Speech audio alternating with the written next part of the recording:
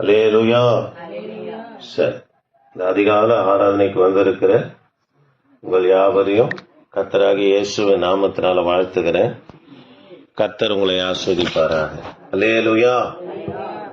உற்சாகமா இருங்க. அல்லேலூயா. சரி, நம்ம இந்த அதிகால ஆராதனையில இயேசு கிறிஸ்து நிறைவேற்றின ஊழியங்களை குறித்து தியானித்து கொண்டு வருகிறோம். இன்றைக்கு கடந்த நாட்கள்ல இருந்து இயேசு கிறிஸ்து கலீலியாவில் என்னென்ன ஊழியங்களை நிறைவேற்றினார் என்று பார்த்து கொண்டு வருகிறோம். கலீலியாவை ஒட்டி இருக்கிற பகுதி தான் பிலிப்பு செசரியா. இந்த பகுதிக்கு இயேசு கிறிஸ்து வந்து என்னை யார் என்று ஜனங்க சொல்லுகிறார்கள் என்று சீஷர்களை பார்த்து கேட்கிற இந்த பகுதியை தான் நம்ம தியானிக்க போகிறோம். மத்தேயு சுவிசேஷ புத்தகம் 16ஆம் அதிகாரம். மத்தேயு சுவிசேஷ புத்தகம் 16ஆம் அதிகாரம் 13 23 வரைக்கும் எல்லாரும் கவனிக்கலாம். இது மற்ற எந்த சுவிசேஷத்திலையும் இருக்காத ஒரு சம்பவம். மத்தேயுல மாத்திரம் கர்த்தர் அதாவது மத்தேயு மட்டும்தான் நம்ம இதை குறித்திருப்பார். கொஞ்சம் வாசிக்கலாமா?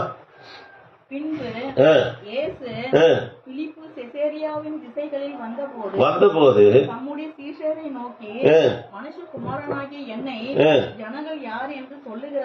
போதும், கவனிக்கலாம். இப்போ சீஷர்களை கலீலியாவில இருந்து பிலிப்பு செசரியா பட்டண திசையை நோக்கி வரும்போது பாருங்க, செசரியாவுடைய வாசல்ல நின்னுதான், பட்டணத்தின் வாசல்ல நின்னுதான் கர்த்தர் கேட்கிறாரு சீஷர்களை, என்னை யார் என்று ஜனங்க சொல்றாங்கன்னு சொன்ன உடனே அதற்கு சீஷருங்க சொல்றாங்க, உம்மை யோவான் ஸ்நானகன் என்றும், சிலர் எலியா என்றும், சிலர் எரேமியா என்றும், அல்லது தீர்க்கதரிசிகள் ஒருவர் என்று சொல்லுகிறார்கள் என்றார்கள்.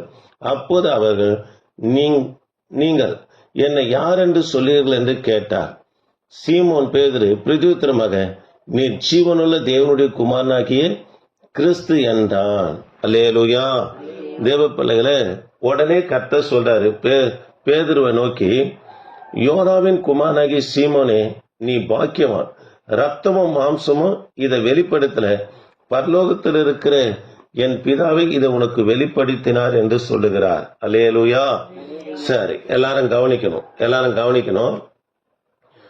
சீஷரிடத்துல கேட்கிறாரு, என்னை யார் என்று ஜனங்க சொல்றாங்க, மனுஷகுமாரனாக வந்திருக்கிற என்ன யார் என்று சொல்லுகிறார்கள் என்று கேட்டபோது ஜனங்க சொல்றாங்க, உம்மை யோவான் ஸ்நானகன் என்றும், எலியா என்றும், எரேமியா என்றும், ஒரு சிலர் தீர்க்கதரிசிகள் ஒருவராக இருப்பார் என்று, பழைய ஏற்பாட்டில் தீர்க்கதரிசிகளிலே ஒருவராக இருப்பார் என்று சொல்லுகிறார் என்று சொன்னபோது அதுக்கு பேதுரு பிரதியுத்தரமாக சொல்றாரு, நீங்க ஜீவனுள்ள தேவனுடைய குமாரனாகிய கிறிஸ்து. அல்லேலூயா.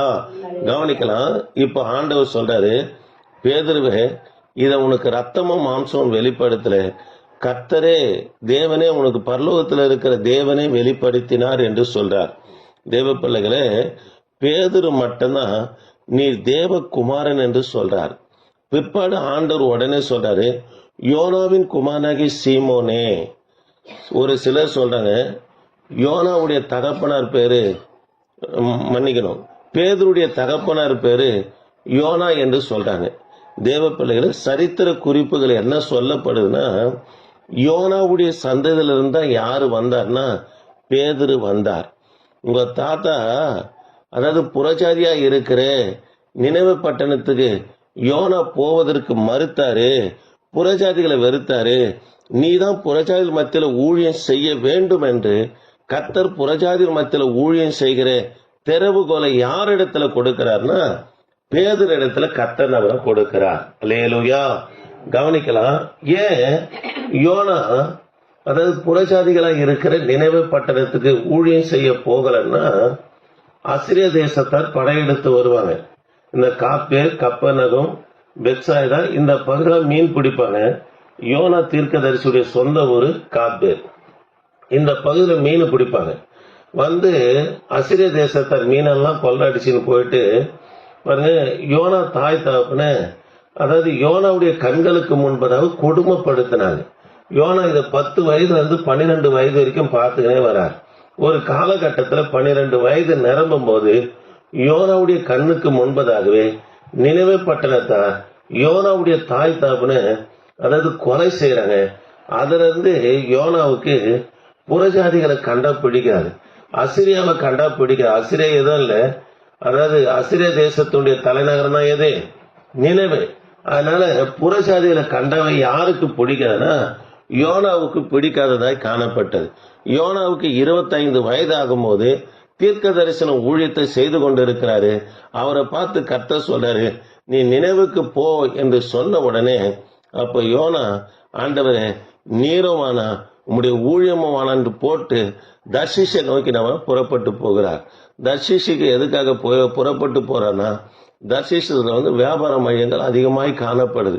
நான் எதனா வேலை செஞ்சனாலும் போயிச்சுக்கிறேன், உம்முடைய ஊழியமா நீரமானா என்று என்ன பண்ணா யோனா ஓடுகிறத பார்க்கிறோம். அல்லேலூயா. இததான் பேதுருவிடத்துல சொல்றாரு, யோனாவின் குமாரனாகிய சீமோனே, இத ரத்தமும் மாம்சம் வெளிப்படுத்தல, உன் மூதாதையா இருக்கிற யோனா புறஜாதிகளை வெறுத்தாரு, புறஜாதிகள் மத்தியில் கொடுக்கப்பட்ட ஊழியத்தை நிறைவேற்ற மாட்டேன் என்று சொன்னார். அப்படி அல்ல, நீதான் புறஜாதி மத்தியில உன்னை கொண்டுதான் நான் ஊழியத்தை நிறைவேற்றுவேன் என்று சொல்லி யாருக்கு திறவுகோலை கொடுக்கிறார்னா பேதருக்கு கொடுக்கறத பார்க்கிறோம். அல்லேலூயா. பாருங்களா, வாசிங்க 18ஆம் வசனத்தை வாசிங்கம்மா. நான் உனக்கு சொல்லுகிறேன், நீ பேதுருவாய் இருக்கிறாய். பாருங்க, நீ பேதுருப்பா, நான் கல்லு. கர்த்தர் தன்னைதான் சொல்ற. சிலர் பேதுரு கல்லுன்னு சொன்னாரு, பேதுரு மேல சபையை கட்டினாருன்றாங்க. தவறு. பேதுரை பார்த்து சொல்றாரு, நீ பேதுருவா இருக்கிறாய், நான் கல்லா இருக்கிறேன், உன்னை கொண்டு என் மேல என்ன பண்ணுவேன், சபையை கட்டுவேன் என்று கர்த்தர் சொல்லிட்டு 19ஆம் வசனத்துல என்ன சொல்றாரு பாருங்க.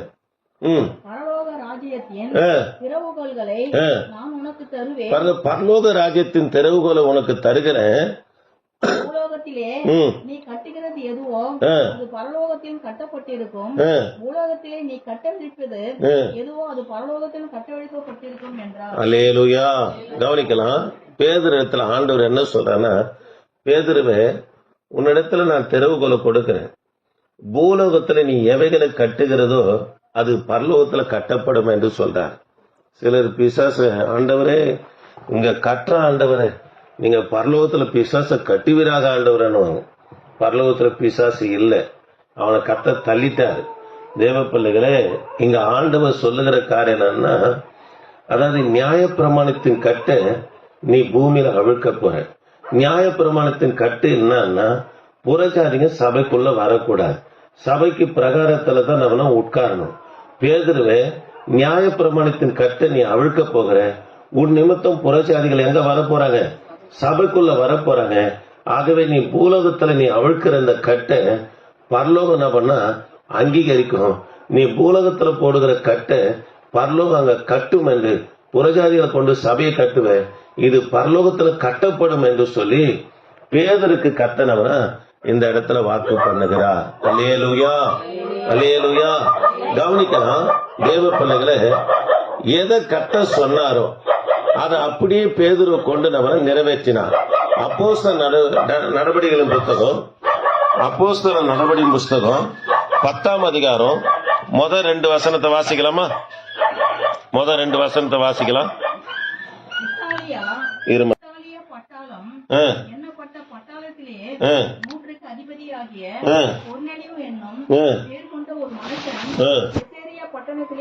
பாருங்க, செசரியா பட்டணத்துல இருந்தான்.